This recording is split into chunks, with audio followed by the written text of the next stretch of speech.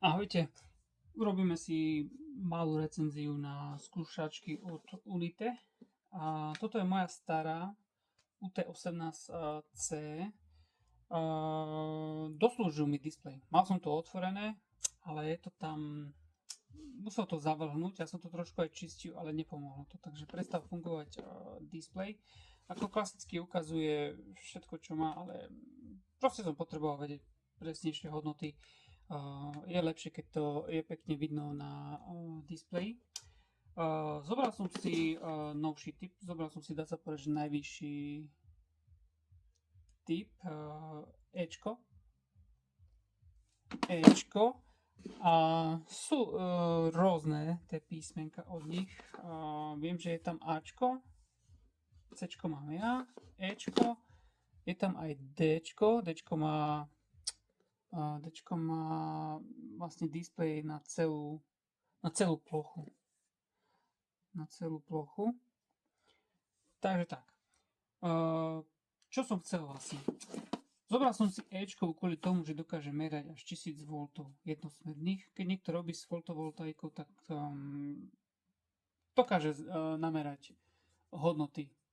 Keďže má pospájané niekoľko z tých panelov, tak si na konci môže namerať 500-600 V jednosmerných, takže super.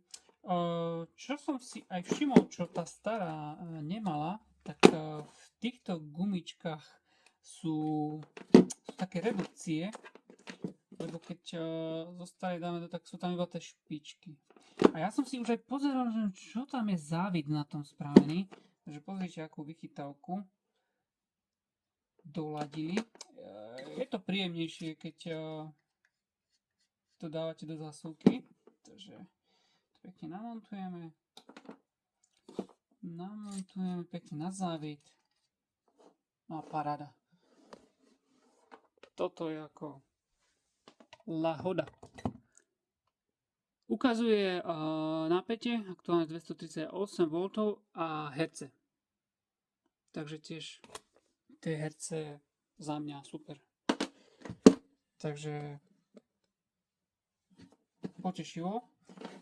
Čo sa týka cien, tak neboli nejaké extra veľké rozdiely. Takže jednal sa o 5 eur, dá sa povedať. Alebo som možno ja len trefil dobrú cenu. Takže toto bola vlastne taká malá krátka recenzia na skúšačky Unite 18E. A toto je moja stará Unite 18C. Tu môžeme aj ukázať, že skapatý displej, že napätie ukazuje, ale displej viem, je tam taký malý náznak, že sa tam objavia nejaké na vrchu tie písmenka, ale tam bude nejaká vlhkosť alebo niečo.